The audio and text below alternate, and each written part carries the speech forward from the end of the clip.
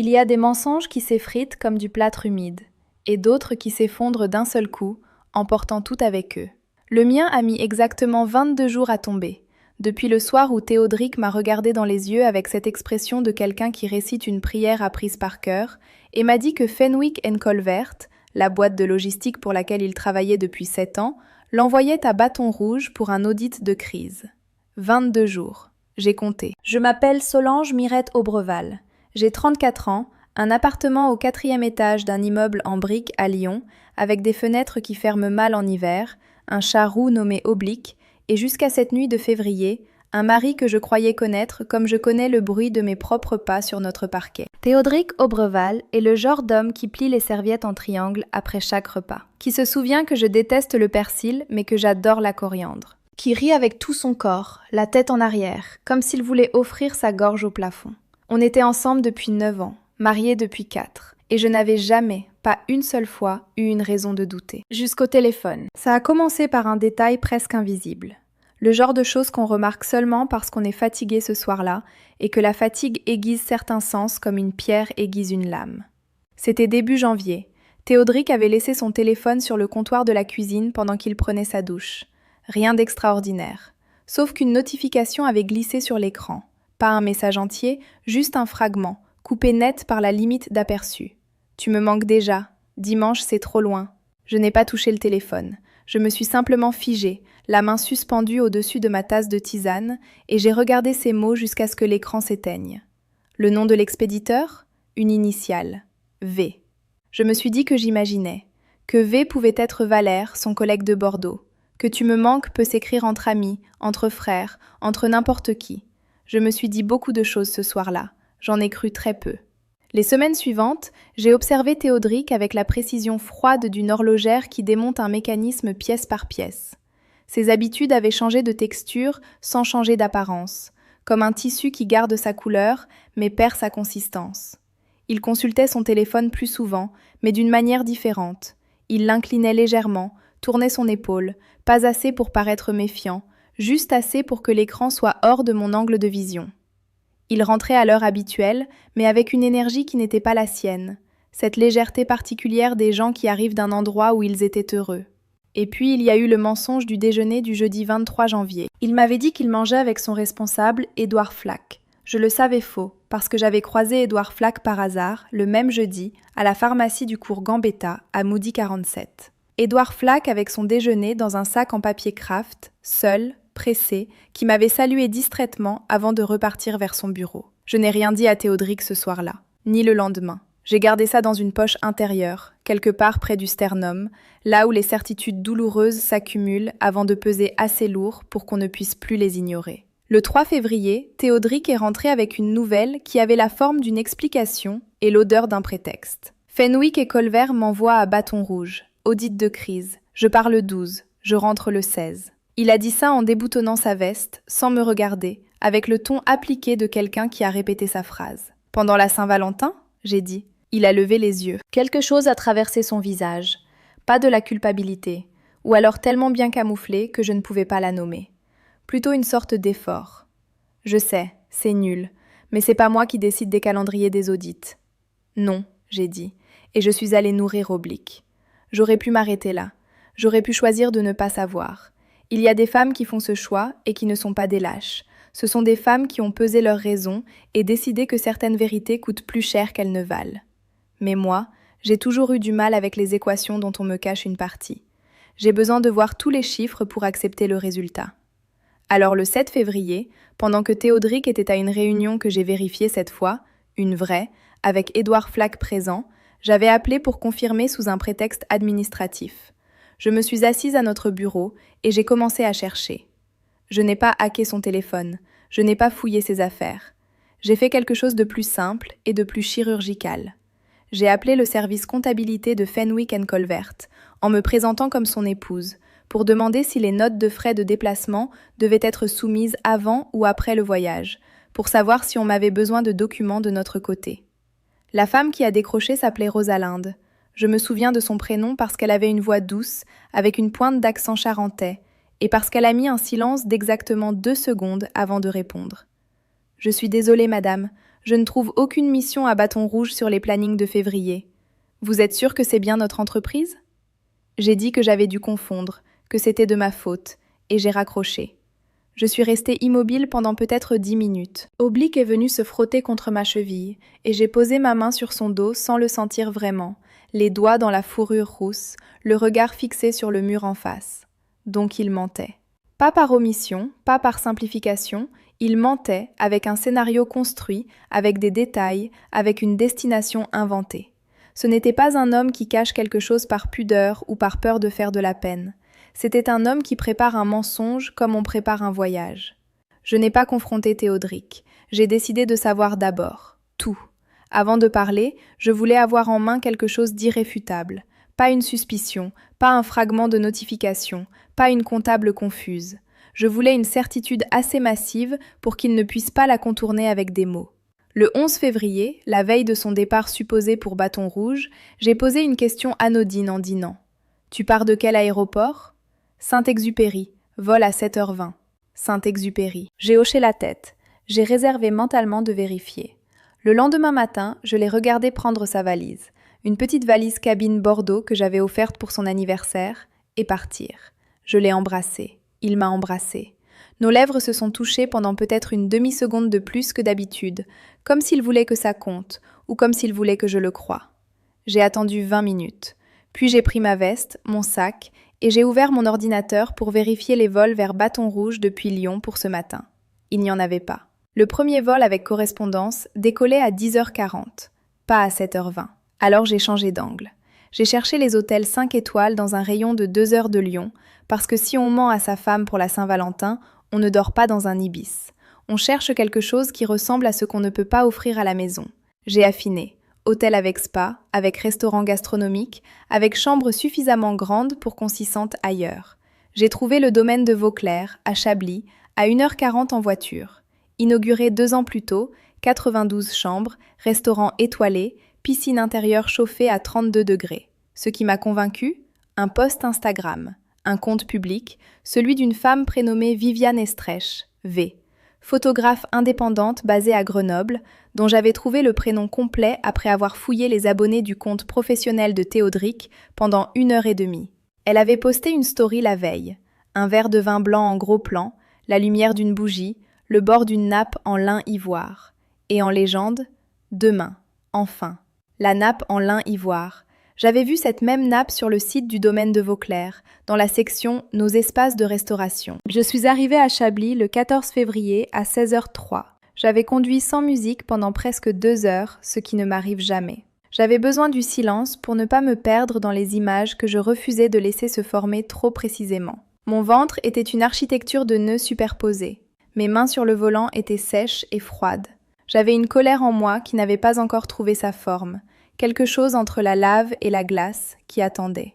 Le domaine de Vauclair était exactement ce que les photos promettaient et que je détestais qu'il soit. Bâtisse en pierre blonde, lierre sur la façade nord, allée de gravier blanc crissant sous les pneus, voiturier en veste anthracite. Un endroit conçu pour que les gens s'y sentent exceptionnels et s'y comportent en conséquence.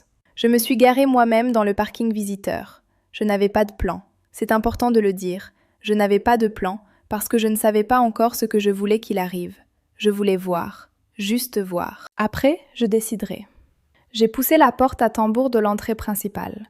Le hall était vaste et silencieux, avec ce silence particulier des endroits où le luxe est assez installé pour ne plus avoir besoin de se justifier. Des sofas en cuir fauve, des compositions florales dans des vases en grès, un comptoir en marbre noir derrière lequel se tenaient 2 réceptionnistes, une femme aux cheveux relevés très haut et un homme jeune, peut-être 26 ou 27 ans, avec une mâchoire anguleuse et des yeux clairs d'un gris un peu vert. C'est lui qui m'a vue en premier. J'avais fait peut-être 4 mètres dans le hall quand il s'est avancé de son côté du comptoir avec un sourire professionnel, puis s'est arrêté. Quelque chose dans son expression a changé, pas radicalement, pas au point d'être visible depuis le fond de la pièce, mais j'étais à 3 mètres de lui et j'ai vu le changement. Un micro-recul, les yeux qui évaluent rapidement, les épaules qui se redressent légèrement. Il a contourné le comptoir. Il m'a rejointe à mi-chemin, et avant que j'aie pu ouvrir la bouche pour demander quoi que ce soit, il a posé une main légère sur mon avant-bras, assez ferme pour que je m'arrête, assez douce pour ne pas paraître autoritaire, et il a chuchoté « Attendez un instant, vous verrez la vérité par vous-même ». J'ai failli me dégager. Mon premier réflexe a été l'indignation. Qui était cet inconnu pour me retenir par le bras, pour me parler avec cette familiarité de quelqu'un qui croit savoir quelque chose que j'ignore? Mais il y avait dans ses yeux quelque chose qui n'était pas de la condescendance. C'était presque de la compassion, une compassion préventive, comme celle d'un médecin qui retient sa main avant que le patient ne voie quelque chose qui ne peut pas être vu trop vite. « Je ne vous connais pas », j'ai dit. « Non, mais j'ai vu votre photo. » Un silence. « Quelle photo ?» Il a hésité une demi-seconde, puis il a dit très bas. « Monsieur Aubreval a votre photo dans son portefeuille. Il me l'a montrée hier soir au bar.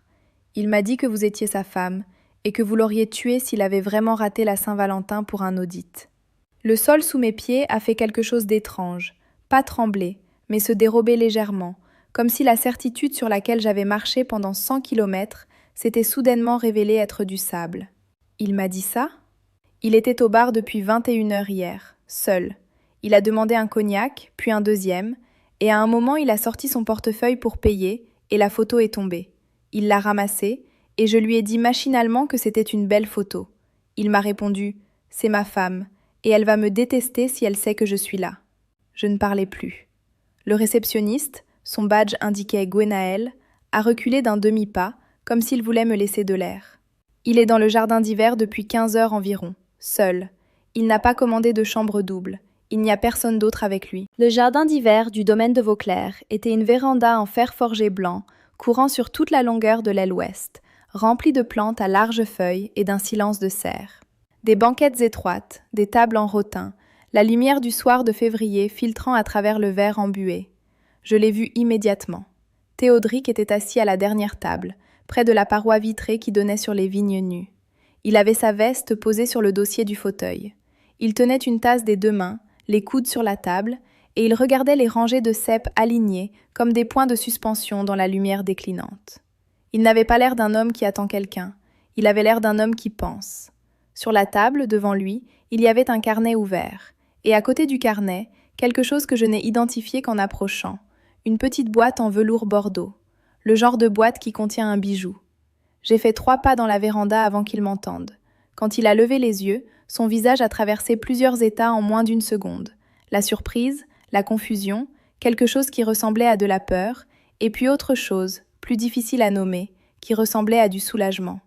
Il a dit mon prénom, juste mon prénom. Solange.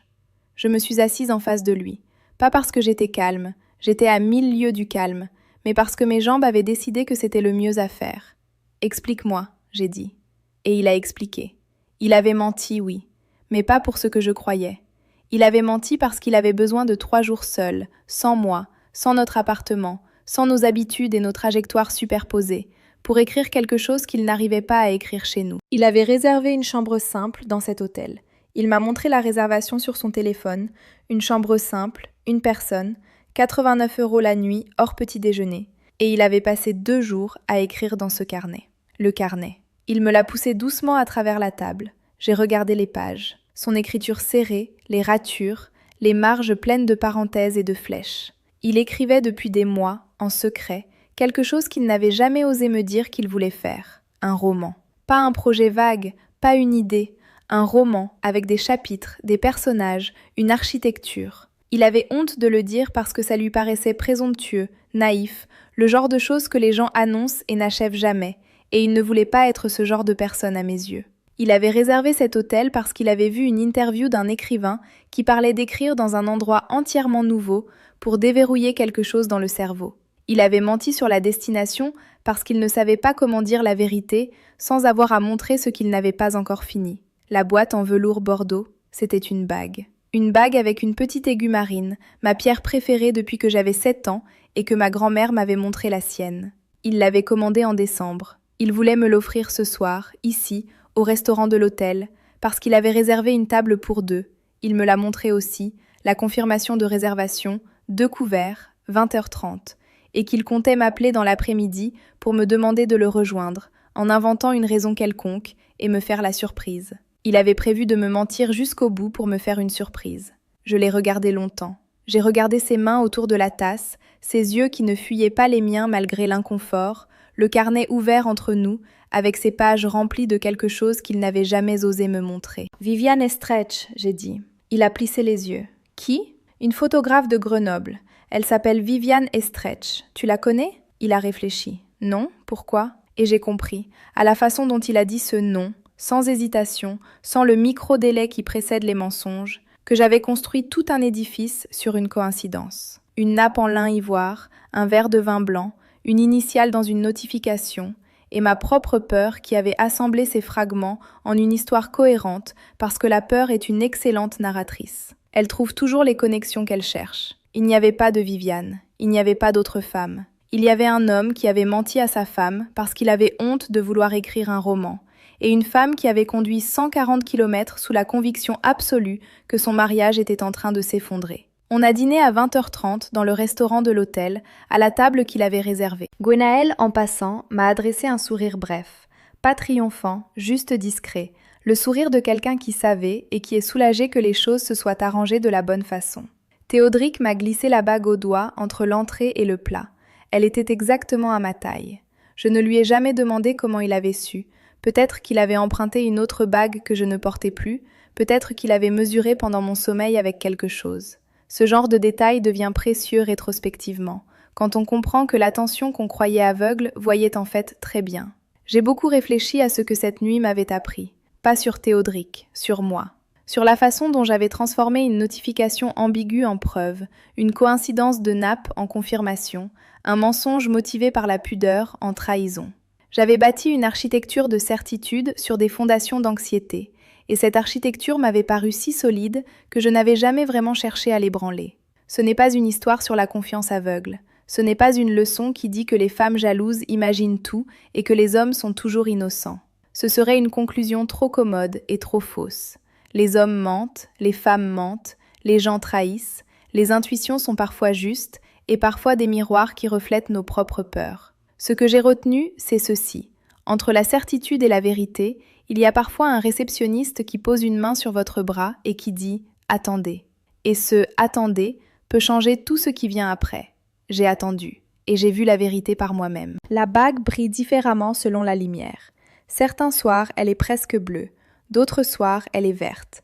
Et parfois, quand le soleil entre en biais par nos fenêtres qui ferment mal, elle prend une couleur que je n'ai pas de mots pour nommer. Oblique essaie parfois de l'attraper avec sa patte.